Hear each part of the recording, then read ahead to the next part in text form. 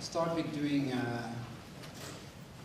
potential summarizing of these 3 days, and then at the end of this closing remark, we are very eager to hear some thoughts from you, part of that. So we are very happy to hear your thoughts.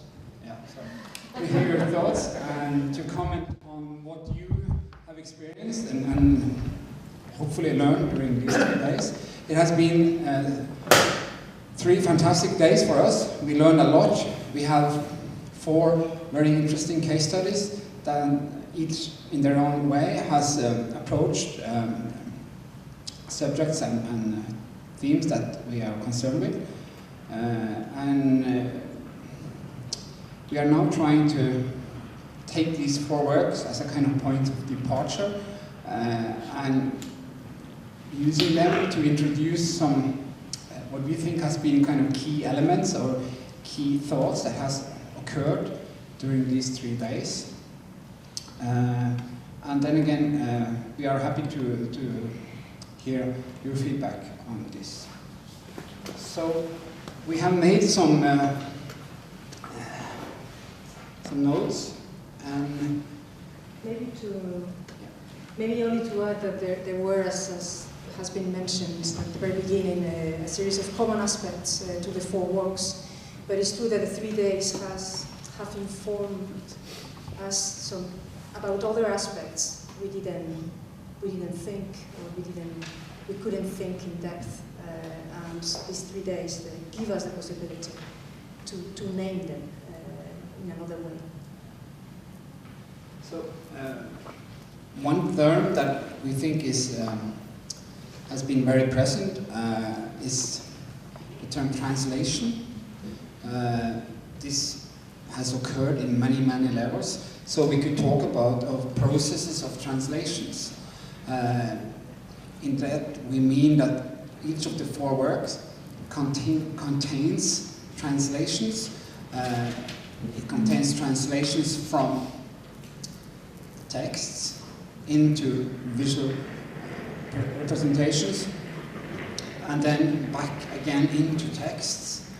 So there has been an ongoing movement between texts, ideas, and contemporary art practices that have manifested these texts and these ideas into formats beyond the text and then brought it back again. For instance, in the case of meta-Edvardsson, that takes the books as a point of departure.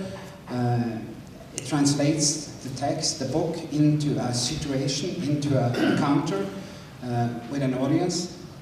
And then, again, as you know, we learned from Meta, this learning by heart method has again produced new texts and been put back again in the traditional book format. So there is a movement here. It's like going one way and then going back again. In the case of the Gramsci movement, it is obvious that philosophy, ideas and text is the point of departure. This has created a structure which is hard to define. The wood, it has been referred to from the people from Forest House. But this again has produced new texts, new knowledge, new situations. In the case of Rara, it's also obvious that Rara's point of departure was first a meeting with a physical tiger that led him into an investigation that took him into Norwegian history and the history of poetry as well. And his response to this is a new physical manifestation. So also in this case we are looking at a process that moves between texts, the history, the contemporary. And in Dora's case, it is also about finding inspirations in existing texts, texts by Freud, for instance, where she finds ways of thinking and ways of understanding human relations that she uses as point of departure for creating works that translates these texts and knowledge into new situations then again produce text in shapes of books and catalogs. So I think translation in all its richness is a key word that we should keep in mind here for our work in the future. There is, coming also from text, a second key word, or more specifically a set of different words that are very much interconnected. In this case, which are memory, repetition, and history. How in many different ways the four works are very much related to this, to repetition. Of course, and to the history, or the rereading of history, and to memory. In the case of Dora Garcia, there was, I think, quite also clear how she is relating to history and how she even used to talk about that different terms, such as poetic justice, which is very much connected to the memory and history, and also terms of Uchronia, and how she relates her work to that. How the repetition also is in Dora Garcia's work central in her work. How she's talking, and we were referring, of course, to a repetition of a historical, an event in history, or an event that is going to repeat itself, not in an identical way. And remember that she was, of course, talking then about the différence et répétition, difference and repetition, so how something is repeating, but not in a same way.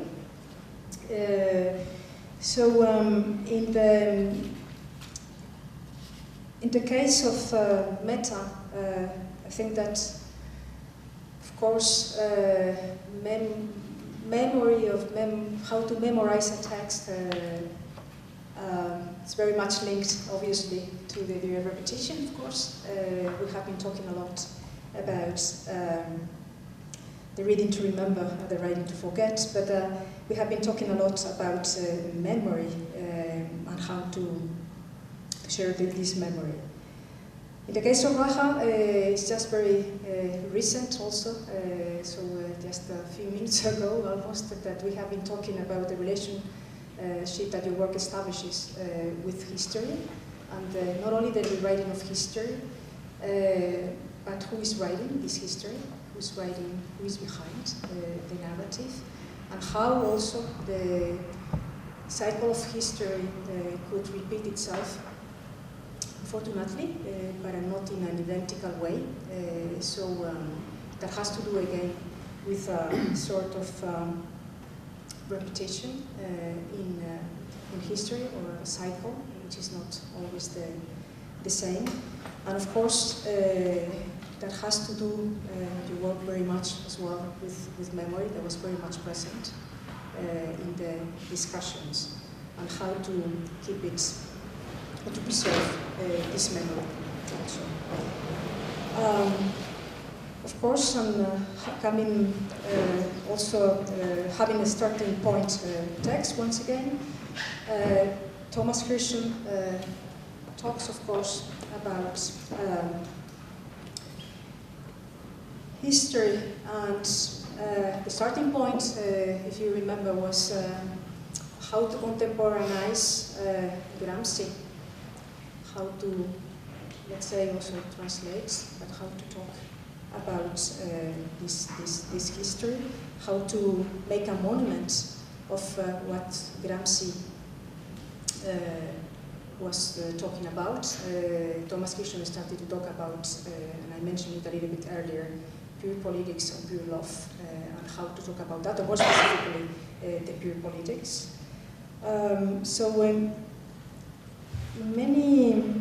In all of the cases we have found that, which was something that in this case we were already aware of, but in some cases that has put even more light, how these sets of different topics, very much interconnected once again, are present. And also how, I would add, for instance, that we have been discussing very much about what memory means, memory and action, how memory is an active process, something that we have seen, of course, in a quite clear way with Mera's work. But we could add more things. And then there is, other key. A third aspect or element that we saw in all the works has to do with, you could say it's situated in the, as kind of more contemporary version of what conceptual strategies were about in the past.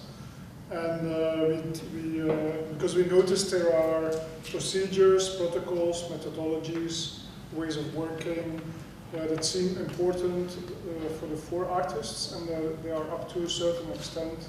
They are similar, but obviously also different. But they share some common ways in how to operate within their work, and from where they start to how they move on in realizing the work. And we just for now we thought we could use, that we could share these different approaches under what we call open concepts. And this is of course a very provisional term, but it's something we could think about later and discuss it. And just as a few examples also, like Dora is in a sense the most explicit in this. Is like she's using really a protocol. She refers to the book that Freud wrote about the psychoanalytical technique. So it's really explicitly the point of departure of her work. And then for those who have attended the workshops, there is this notion of the repetition. That's like an element going through these procedures and protocol and keywords, because then in the workshops she really stressed the idea of keywords. The work is generated, self-generated. It's to be generated starting from these keywords. And the four keywords that she used initially, but some other ones were added along the way or already in the workshop. They were fractal authorship, so it's up to a certain extent comparable with what Thomas calls unshared authorship. The second one was poetic justice, how you relate the poetic approach with notions of how to make things right in society. There is a notion of commonality in the assemblies and the forum, so exceeding the individual position. And then finally, coming back to what I just said before, there is the keyword, another keyword, if self-referentiality. And this actually the self-referentiality itself refers to what we just described now that the process of defining the work, or how the work unfolds, is actually how is becoming the work. So there is no clear distinction between this process and what is the outcome of it. In the case of Thomas Hirschhorn, they also, because we talked about here about the Gramsci monument, but he has four monuments, as you remember. He had Spinoza, he had Deleuze, and he had Bataille before. He developed his approach from the start. It was quite. The concept was clear from the start. He was going to work four monuments, about four philosophers, and they also have. He defined first their mission. With each monument, he defined the mission first. I'm not going into that now, but he has field work. He has a certain ways of working with the non-exclusive audience, as he calls it. He works with local communities to build this work. And then he realizes it as an event and as an encounter. So, and then he has a series of activities that he attends himself. So his presence, what he calls presence and production, is also very important. So, and finally he learns from going from one monument to the other. So there is a learning process, and this learning process is in a way part of the methodology. And finally, then Mette Edvardsen, she at first sight it looks as if she starts from a very simple idea. It's taking the Fahrenheit 451 line or fragment of this book, and then we translate this into performance. But as the performance starts, as people start to memorize, this creates all kinds of issues, and out of that, the methodology defines itself.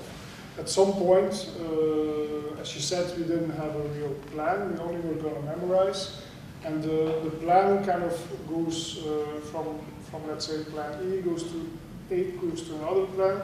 They go from memorizing to maybe we can also rewrite a book. And we start so the methodology is also in the terms then of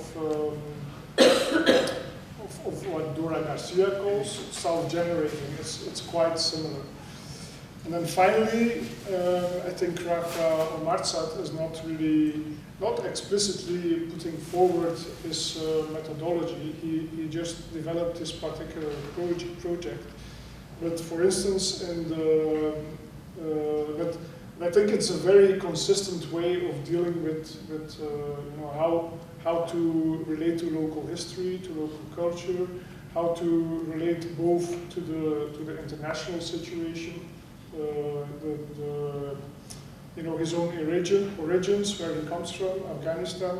And I think one thing that struck me particular in the workshop with Theodore Barth was that he compared his method or his way of working with the one of a chess player.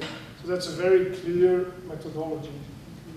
I would like to develop around this idea of open concept, or the idea of that you have a work that has a methodology or as a method for producing itself, or the artist creates a method that makes it possible to produce the work, and then it seems like during the production of the work there are new possibilities occurring. It's like the work manifests itself in such a way that it works back again towards the work, and the work answers to itself. In the case of Mette Edvardsen, it's obvious that at some point they suddenly saw that there was a possibility of actually bringing the live books into the format of the original book. So this somehow combination of being a methodological entrance to working, and at the same time having an open mind towards new possibilities. These are things that are, for us as curators, thinking about a future biennial is very interesting. For how can you create an apparatus or a framework that can allow these things to happen? Because usually, talking from the perspective of the curator that are involved in a very, I say, a fixed biennial structure, this is something that we sitting here have been involved with. We know that there are limitations, so that the biennial as a framework and as a structure is not capable of hosting these kind of works. So the framework, instead of facilitating this kind of self-generating works or open concept works, they kind of limit them, or they prevent them from happening, because there is no time, there is no way of adjusting this. So the really important question for us is that how can we imagine an apparatus, a production apparatus that could host these works? Because it's obvious that we chose these works because we like them, because they are works that fascinate us, and then how to, because we don't want to change these works, or we don't want to limit the possibilities of this work coming into existence. But so we don't want to interfere with the artist's way of operating. What we have to interfere with is the biennial structure as such. So it's the biennial that has to change, not how artist works. No, it's really the production tool, so the infrastructure that's all these works make us think a lot how to do it in order to follow the whole production or how to do it in order that these two could accompany, could go with the works. But we all know that already at an institutional level there are works that are very difficult to host.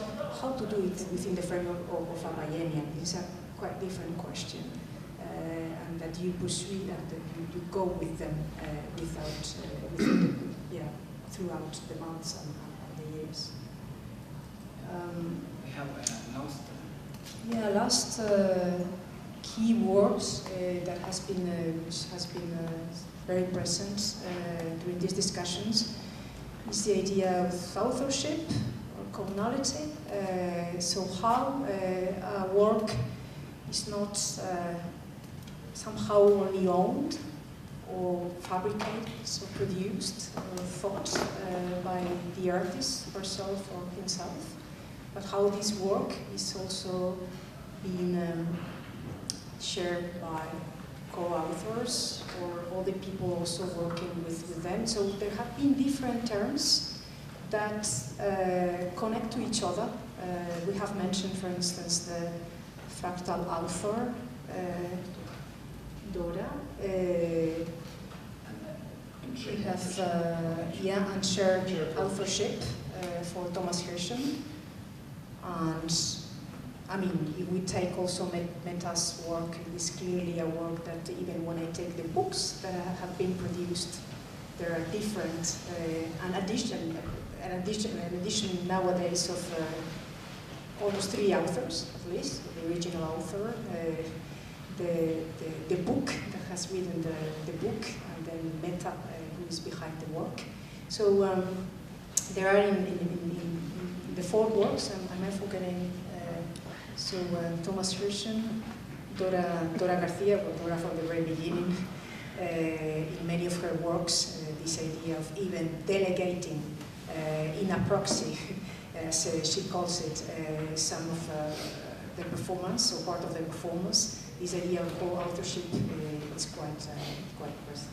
And another thing that I think became clear during the symposium is the idea that authorship is something that could be shared without being limited. So it means that it's sort of unlimited. It means that if one person, like the artist himself, like Hirschhorn was very clear about, he says, it's my work, I own it 100%, but that doesn't mean that other people involved in the work could also own it 100%.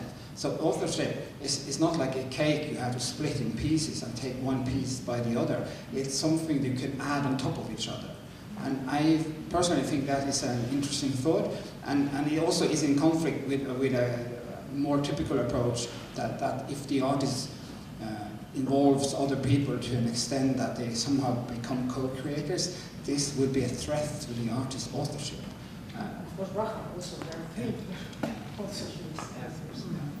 So talking about authorship, that brings us to the next level. It brings us to you.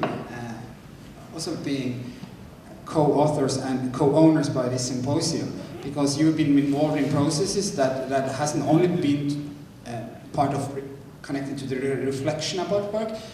I think and hope you also been part in processes that obviously has to do with the creation of works, like in the case of Dora. And we would really like to hear your thoughts and your response on some of these these days, how they have been. And one question that we would like to ask you as a start maybe is that how did you experience the combination of formats? Because this was something that it was, I don't think, I cannot guarantee it, but I don't think any other symposium has combined these 3 formats parallel. So from our side it was more like an experiment, because we thought that they could inform each other. But we can only talk from our perspective, and we don't know how it was, seen from your point of view as being an audience. And so if anyone wants to say something, we are super happy about that.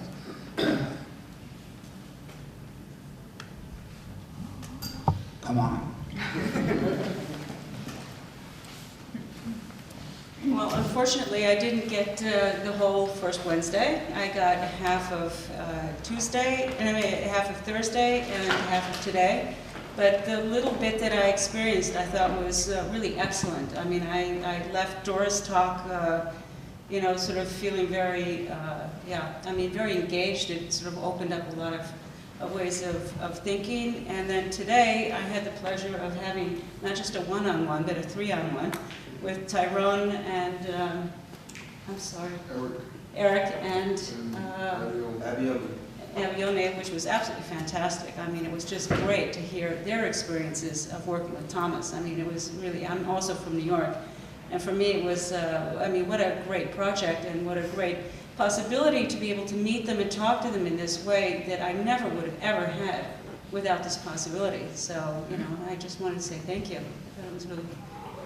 It is a very interesting perspective to encounter work, a piece of work. It gives so different layers to relate to the work, not just to meet the artist, but also other people related to the work as well. I think it's almost like also a meta language of what is the title that you guys are proposing, because these also leave a ghost, and then it's the reflective part of it. It's like constructing also the audience and the relation of the audience with the work. That's most of the time just one road, and it opens so many different perspectives and roads to encounter a piece of work in the point of view of the audience. And I have been in the whole seminar, and I have been inside the one-to-one. So also this relation of being inside through different points of view, it's just opened more perspective of which kind of meetings can we have, or propose meetings that's not straight to the work only. This was also from our side, it felt very important and natural, because we are curators that are very close to artistic production. So we were at home in a way. But then again, putting 4 artworks together in such a way that a potential danger would be that they somehow closed each other in a way that became too particular and too sort of narrow-minded. And we think that this has not been the case, but this is again from our perspective. We are not the one who's supposed to talk about how this effect was. So we are also really interested to hear if there are any point of views and how you experience these 4 works together. Well, I'm in the position that I've been also practicing as a scenographer and artist for many years, but now I'm back studying, doing an MA in art and public space, and also been having some academic studies. So for me it's a perfect format in both having theory and practice meet, but also very, very common is that the theory is theorizing on the practice, but now we have the practices, possibilities to work on each other in a very profound way, which is very enriching, I find it, because then they reveal their own language and show that they're able to do so, actually, to reflect upon each other. So that's a nice experience.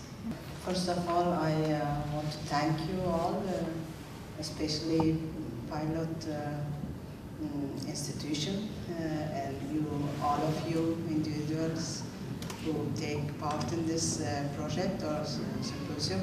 I think in one word, this was excellent. But we have to take in mind some lacks, some things that it didn't function as you may wish in the beginning. So I just want to tell you first that was excellent in many ways. But something that I need to tell you that it's about the workshop. I think the workshop, the meaning or the purpose of this was that it should be, I understood it as that should be a kind of opportunity for people who take part in this workshop to get more insight in the project.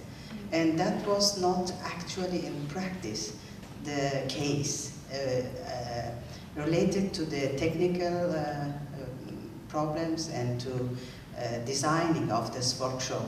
I was not satisfied with that because I think it could be, the timing was not good. I think it could be as it was with the other art projects, that the discussion was after that they present the artwork. And this workshop was not, about this workshop was not good information available that you could see, okay, this workshop is just beginning. And I felt that was a kind of coincidence that it was at this time that it was planned. So I felt a little bit not good timing and good practicing this. And I hope that it will be better in the new workshops planning.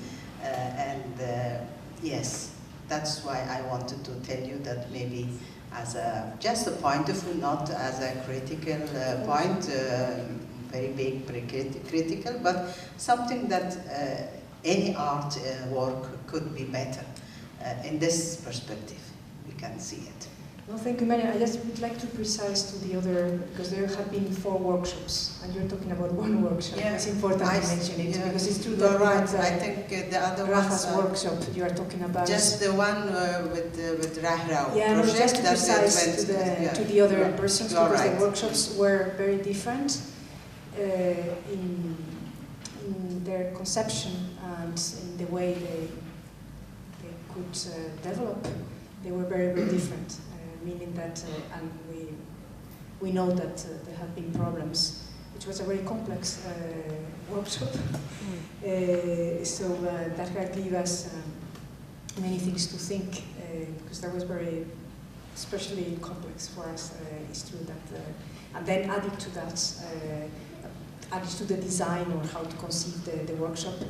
On the top of that, we had technical problems. But I just wanted to point out, and of course we take the critic, and it's so nice to have the critic, because it's important for the others also that the workshops were very different. For instance, Dora Garcia workshop, the people made a lot of interventions, and there was a completely another picture, or the Metas workshop.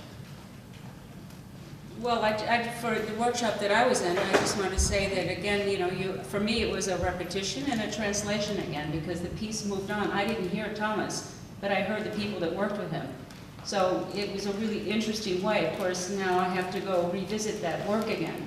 But to actually get the people who worked with him to feel their experiences, I thought was outstanding. How often you get a chance to have that kind of encounter with somebody, to see the results of a work. And I think for people that are interested in art activism, it's quite special to actually see something that has worked that well and how well it did function.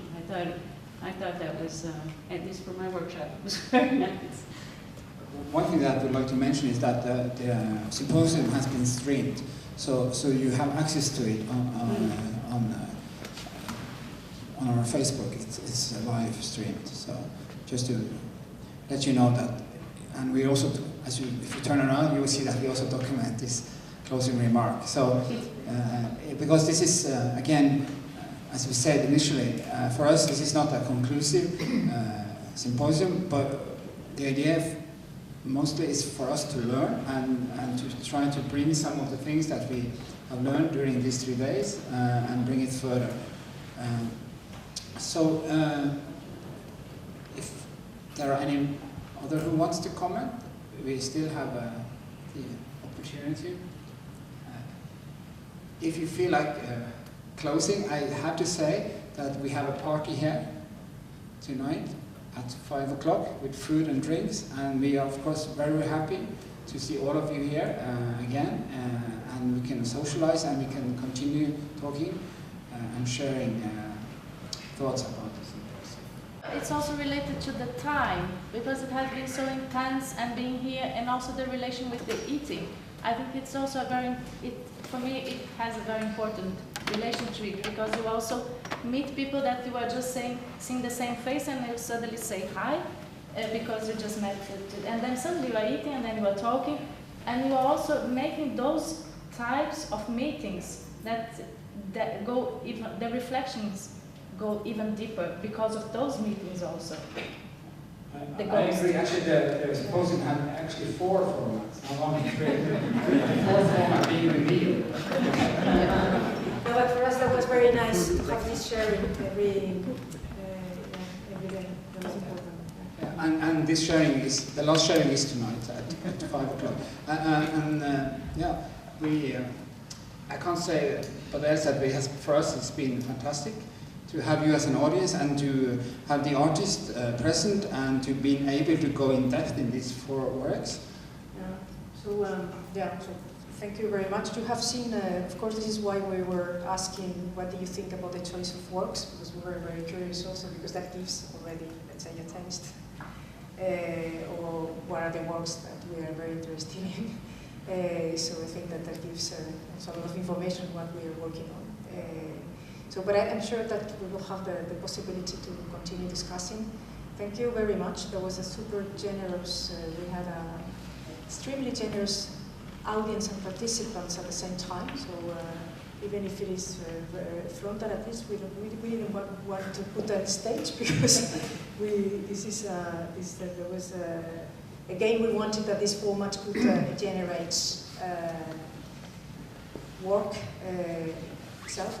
and discussions, and that has been for us the case. So it's very, very rich, and now we have to process also all this information, because once again, it's not even, and it's not conclusive, is that to make closing remarks without taking the distance. Of course, if we go for a writing, we will structure conclusions or closing remarks in another way. So it's now we're gonna also process ourselves. Thank you very much.